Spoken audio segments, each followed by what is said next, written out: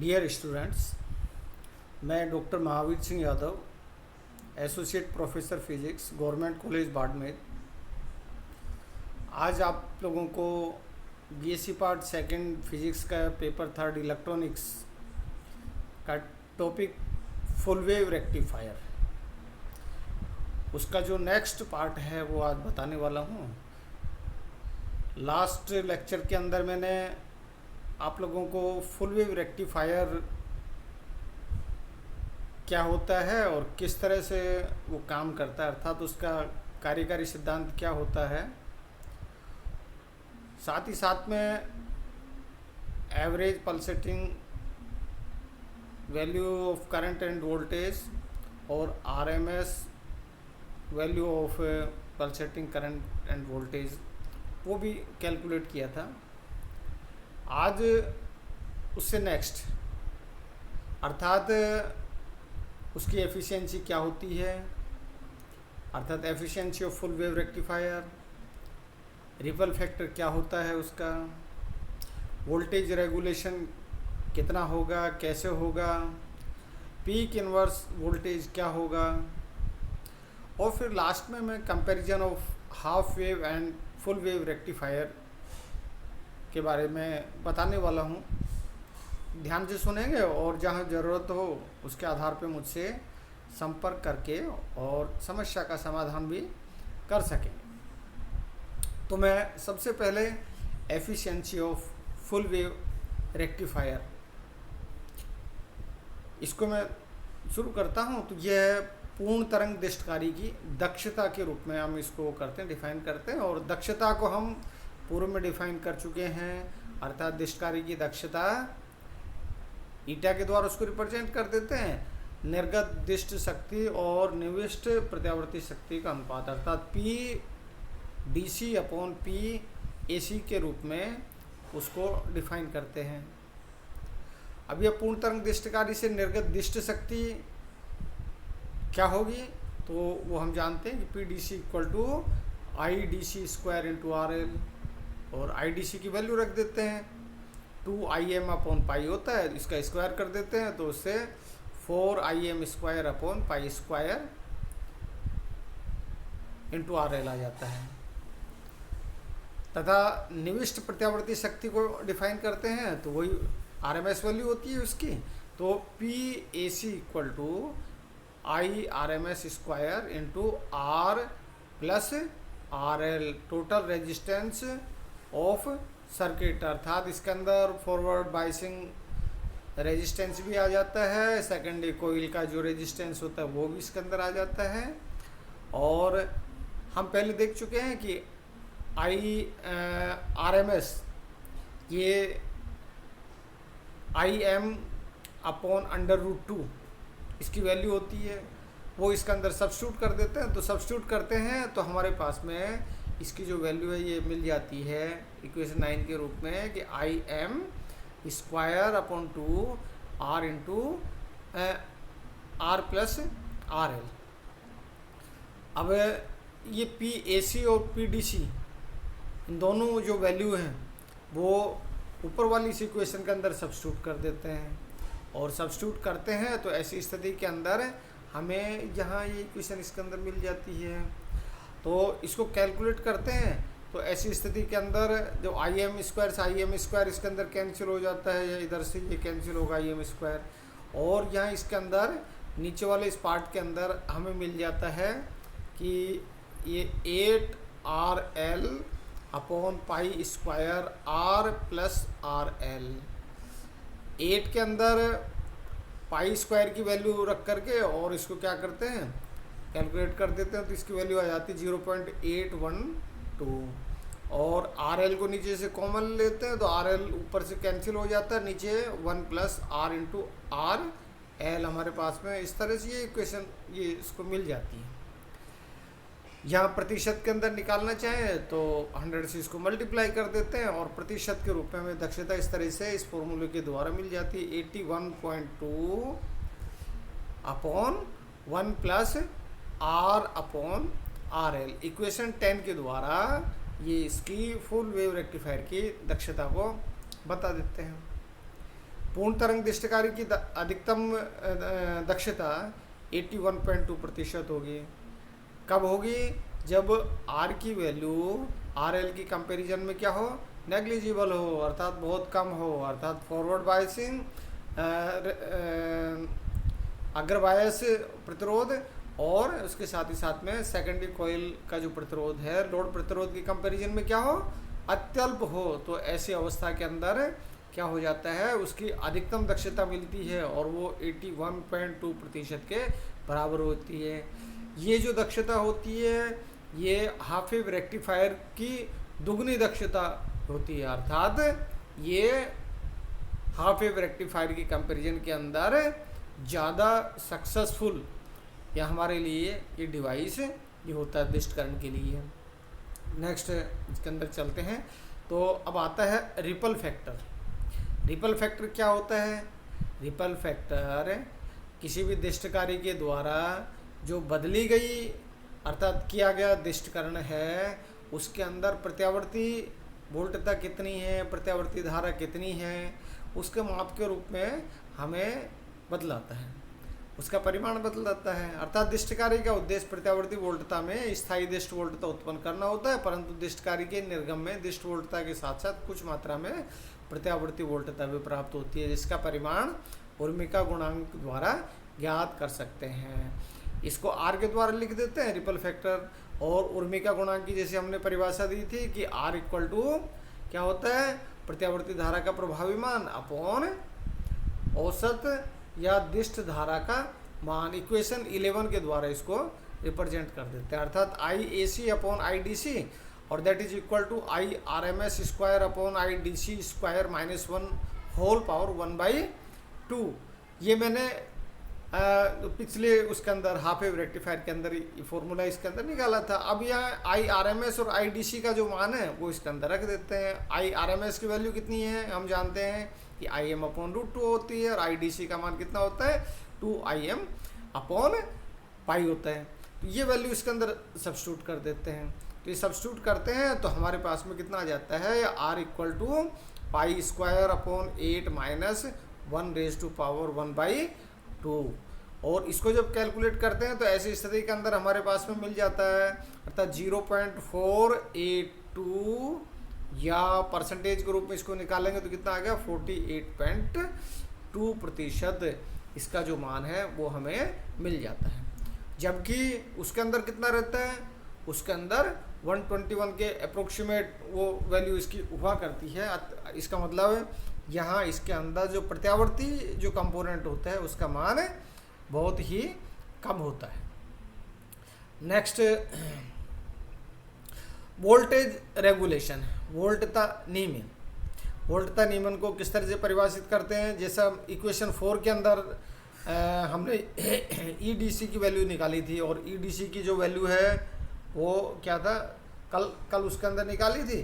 तो यहाँ इसके अंदर देखिए, यहाँ EDC equal to EM upon pi into RL upon R plus RL। यहाँ इसको जब कैलकुलेट करते हैं तो ये इसको दूसरे रूप में ये रख सकते हैं, RL upon R plus RL। इसको इस तरह से लिखा जा सकता है जैसे मैंने इसके अंदर ये इसके द्वारा लिख दिया 1 minus R upon R plus RL के द्वारा लिख दिया जाता है। इसकी वैल्यू कितनी आती है, RL upon R plus RL के बराबर आती है। इसलिए यहाँ इसको अब फिर क्या करते हैं कि 2EM अपॉन पाई इसको अंदर मल्टीप्लाई कर देते हैं। तो हमारे पास में क्या आ जाता है, या 2EM upon pi into upon R plus RL, यहाँ ये IDC के बराबर हो जाता है। तो IDC तो यहाँ पे आ गया 2EM upon pi minus IDC into R, अर्थात IDC क्या है 2EM upon pi into R plus RL। तो यहाँ ये इक्वेशन 12 के रूप में 13 के रूप में हमें ये प्राप्त हो जाती है। यहाँ ये जो इक्वेशन है काफ़ी इंपॉर्टेंट इक्वेशन होता है और इसको वोल्टता नियमन इक्वेशन के रूप में कहलाती है, वोल्टता नियमन समीकरण कहलाती है। इससे ज्ञात होता है कि दिष्टकारी एक स्थिर वोल्टता स्रोत, अर्थात यहाँ ये लिखा है E इक्वल टू 2EM/पाई के समान कार्य करता है, जहाँ IDC/R ये क्या करता है, ये इंटरनल रेजिस्टेंस को रिप्रेजेंट कर रहा है, अर्थात जिसका आंतरिक प्रतिरोध R के तुल्य होता है। ठीक है, तो यहाँ ऐसी स्थिति के अंदर यहाँ इसका जो सर्किट डायग्राम है, परिपथ चित्र है, हम नीचे इसके अंदर जो मैंने दिखा दिया है या इस तरह से उसको रिप्रेजेंट कर देते हैं, अर्थात ये E इक्वल टू 2EM/पाई वोल्टता का स्रोत है, जिसका इंटरनल रेजिस्टेंस क्या है, R है, और जहाँ RL क्या है, लोड प्रतिरोध, जिसके अंदर IDC धारा इसके अंदर प्रवाहित होती है। ठीक है, तो नेक्स्ट इसके अंदर आगे देखते हैं। तो यहाँ जो समीकरण 13 निकाली है, इससे ज्ञात होता है कि लोड प्रतिरोध RL की अनुपस्थिति में यदि RL का मान क्या करते हैं, इन्फिनिटी करते हैं, तो ऐसी स्थिति में उसकी जो अधिकतम वैल्यू कितनी आती है, यहाँ 2EM/पाई, अर्थात RL का मान क्या कर देते हैं, इन्फिनिटी कर देते हैं। तो ऐसी स्थिति के अंदर ही मिल गया। अतः वोल्टता नियमन जैसा वोल्टेज रेगुलेशन जैसा हमने डिफाइन किया था कि नो लोड वोल्टता माइनस फुल लोड वोल्टता अपॉन फुल लोड वोल्टता, इस इक्वेशन के द्वारा इसको रिप्रेजेंट कर देते हैं, डिफाइन करते हैं वोल्टेज रेगुलेशन को, वोल्टता नियमन को। यहाँ इसके अंदर VNL और EFL इनकी वैल्यूज यहाँ इसके अंदर सब्स्टिट्यूट कर देते हैं। फुल लोड के लिए तो यहाँ ये वैल्यू मिल गई थी 2M/पाई माइनस IDC/R, और नो लोड की उपस्थिति के अंदर यहाँ ये 2EM/पाई के द्वारा इसको लिख दिया है, क्योंकि जब RL का मान इन्फिनिटी हो जाता है तो अधिकतम उसका मान कितना मिलता है, 2EM/पाई मिलता है। तो इसको जब वो सोल्व करते हैं तो हमारे पास में, और यहाँ इस तरह से ये मिल जाता है। परंतु इक्वेशन 4 से हम ये जानते हैं 2EM/पाई equal to IDC/R plus RL के बराबर होता है। जब इसको सोल्व करते हैं, ये इसके अंदर सब्स्टिट्यूट कर देते हैं, तो ऐसी स्थिति में हमारे पास में क्या आ जाता है, VR, अर्थात voltage regulation equal to R/RL, जहाँ पर R किसको रिप्रेजेंट कर रहा है, where R is the sum of the resistance of forward bias of diode resistance and resistance of secondary coil of transformer. तो यहाँ उन दोनों का सम होता है R। तो ऐसी स्थिति के अंदर वोल्टेज रेगुलेशन या इस इक्वेशन के द्वारा दे दिया जाता है VR equal to R/RL। Next जब इसके अंदर चलते हैं तो यहाँ देखते हैं पीक इनवर्स वोल्टेज, अर्थात प्रतीप शिखर वोल्टता। प्रतीप शिखर वोल्टता क्या है कि जब हम देखते हैं जब फुल वेव रेक्टिफायर जब काम करता है तो आधे साइकिल के लिए तो एक डायोड उच्च वोल्टता पे रहता है, और आधे साइकिल के लिए जो दूसरा जो डायोड होता है वो उच्च वोल्टता पे रहता है। तो अधिकतम जो वोल्टेज है वो 2EM के बराबर हो जाती है, अर्थात पूर्ण तरंग दृष्टिकारी में जब एक डायोड चालन अवस्था में होता है तो दूसरे डायोड के एन टर्मिनल पर अधिकतम EM वोल्टता उत्पन्न होती है, तो उसी समय उसके पी टर्मिनल पर माइनस EM होती है। अतः इस डायोड में प्रतीप शिखर वोल्टता कितनी हो जाती है, 2EM हो जाती है। इसी प्रकार दूसरे डायोड की चालन की अवस्था में पहले डायोड के ऊपर प्रतीप जो पीक इनवर्स वोल्टेज है वो कितनी हो जाती है, 2EM होती है। अतः पूर्ण तरंग दृष्टिकारी में प्रत्येक डायोड के लिए पीक इनवर्स वोल्टेज या प्रतीप शिखर वोल्टता इसका मान कितना होता है, ये 2EM के बराबर हुआ करता है। इक्वेशन 15 के द्वारा इसको रिप्रेजेंट कर दिया गया है। नेक्स्ट इसके अंदर मैं अब वो करता हूँ तो कंपैरिजन इसका वो कर देता हूँ, comparison of half wave and full wave rectifier. अब हमने दोनों देख चुके हैं, हाफ वेव रेक्टिफायर भी देख चुके हैं, फुल वेव रेक्टिफायर भी, दोनों का कंपैरिजन करते हैं। तो ऐसी स्थिति के अंदर सबसे पहले जब देखते हैं तो उनकी माध्य दिष्ट धारा IDC का मान जो हाफ वेव रेक्टिफायर है उसके लिए IM/पाई मिलता है, जबकि इसके लिए कितना मिलता है, IM/2 के रूप में हमें 2IM/पाई के रूप में ये वैल्यू हमें प्राप्त होती है। इसी तरह RMS वैल्यू निकालते हैं तो हाफ वेव रेक्टिफायर के लिए IRMS का मान IM/2 होता है, जैसा यह लिखा हुआ है, जबकि फुल वेव रेक्टिफायर के लिए IRMS का मान कितना रहता है, IM/√2 होता है। इसी तरह जो एफिशिएंसी ऑफ रेक्टिफायर है फुल वेव रेक्टिफायर के लिए 0.6% वो रहती है, जबकि फुल वेव रेक्टिफायर के लिए इसका मान कितना रहता है 81.2% वो हुआ करता है। रिपल फैक्टर जैसे मैंने पहले भी चर्चा की बताया है कि यहाँ हाफ वेव रेक्टिफायर के लिए 1.21 या 121%, और जबकि यहाँ फुल वेव रेक्टिफायर के लिए इसकी वैल्यू कितनी रहती है 0.48 या 48% ये वो हुआ करता है। इसी तरह यहाँ इसकी मुख्य उर्मिका की जो आवृत्ति होती है निविष्ट प्रत्यावर्ती वोल्टता की आवृत्ति के बराबर होती है, जबकि इसके अंदर क्या रहती है उसकी दुगनी होती है। निविष्ट प्रत्यावर्ती वोल्टता की आवृत्ति की दुगनी होती है, जो मुख्य उर्मिका की आवृत्ति होती है वो उसकी दुगनी होती है।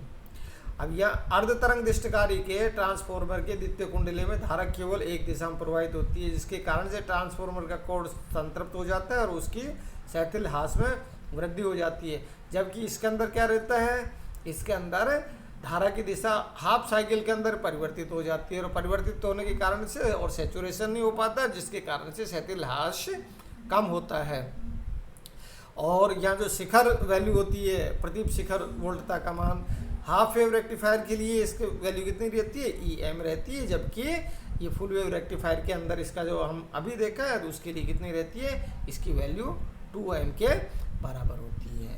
तो इस तरह से ये फुल वेव और हाफ वेव रेक्टिफायर के बीच में जो कंपैरिजन था, और ये जो रेक्टिफायर था वो फुल वेव रेक्टिफायर और हाफ वेव रेक्टिफायर दोनों की जो स्टडी है हमने अपने इन 2 लेक्चर के अंदर कंप्लीट की है। किसी भी तरह की कोई प्रॉब्लम हो तो मेरे से कांटेक्ट करके और उसका समाधान कर सकते हैं। आज के लिए इतना ही, बहुत बहुत धन्यवाद।